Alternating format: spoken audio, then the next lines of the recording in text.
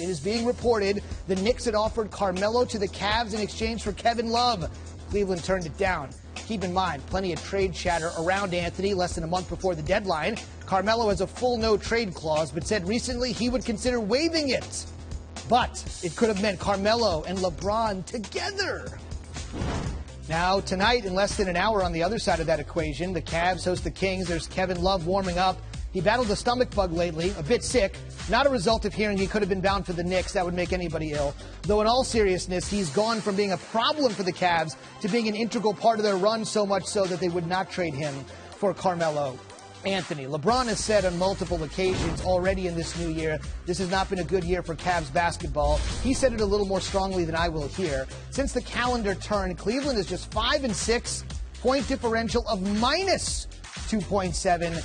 They have just a 3-game lead over the Raptors for the top spot in home court in the East before perhaps going on a repeat title run, which LeBron has made clear they need a couple of additions if that's going to be at all possible. Our Dave McMenamin covers the Cavs every day of the year for ESPN. This is obviously a huge story that could have been a gigantic story. Dave, what are you hearing on all this from the Cavs side? Well, Zubin, first let's get back to what has happened with the Cavs since Monday's meeting. David Griffin had a private one-on-one meeting with LeBron James where, in no uncertain terms, he wanted to let it be known that that was not helping our group to make those statements public. And also, David Griffin has no plans to change his course of action that he already had planned to pick up a backup point guard or a playmaker at some point between now and the trade deadline. LeBron's comments don't change that. Also, we know that Tyronn Lue addressed the Cavs as a team, LeBron included, at their team walkthrough prior to tip-off tonight. Instead of having a shoot-around this morning, they met at the arena about an hour and a half ago. Tyronn addressed what LeBron spoke about, and really, beyond any comment about who they have or who they don't have, they need to get better at defense. Now for the Carmelo Anthony trade. David Griffin has been offered many trades already this season, and according to his team source, he's going to be offered even more, anything under the sun, now that there's so much blood in the water after LeBron James made his public statements on Monday. That trade's not happening, as Mark Stein and Chris Haynes have reported for ESPN. The Cavs have, they believe, 3 All-Stars in Kyrie Irving, LeBron James. They expect Kevin Love to be named an All-Star tomorrow when the reserves are announced. And that is not going to be where they look to make changes for this team moving forward. It's a great fantasy. We all know about the Super Friends and the Banana Boat team between LeBron James and Carmelo Anthony. We'd have 2 out of the 4 guys there already. And maybe Dwayne Wade's his comments in Chicago recently wants to get out.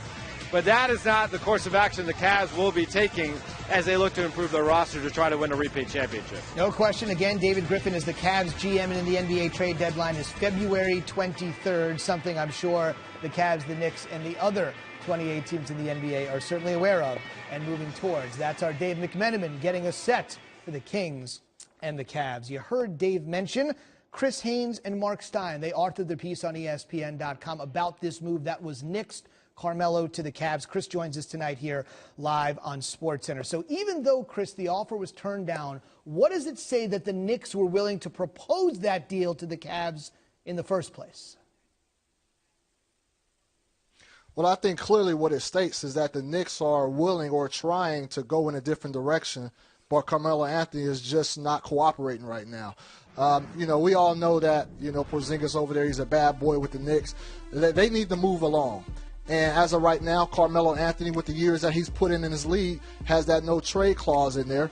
And the Knicks know that there is only a couple of teams out there that he will waive that no-trade clause to.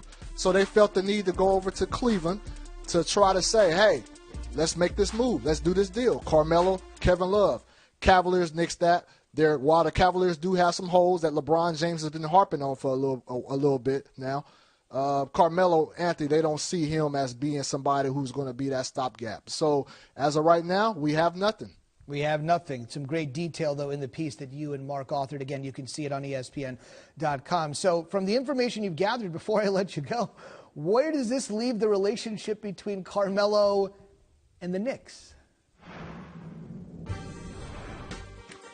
it leaves it like it was yesterday, last week.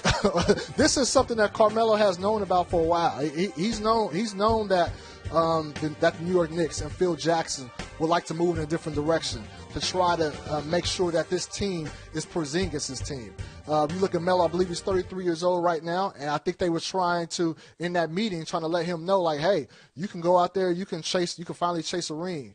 Carmelo is stable in New York. Him and his wife love it there. They have businesses there that they like to tend to. And so right now he holds all the power. So unless Phil and that Knicks organization go to Carmelo and say, we clearly do not want you, which that has not been the case, I think Carmelo is going to try to stay. And we'll see what happens. Indeed. We will keep an eye on it here for the better part of the next month. From Carmelo's viewpoint, it could be a relationship that's irretrievably broken. That is, if there was any trust to begin with when it comes to Phil and Carmelo. Great piece again. You can see Chris's work on ESPN.com.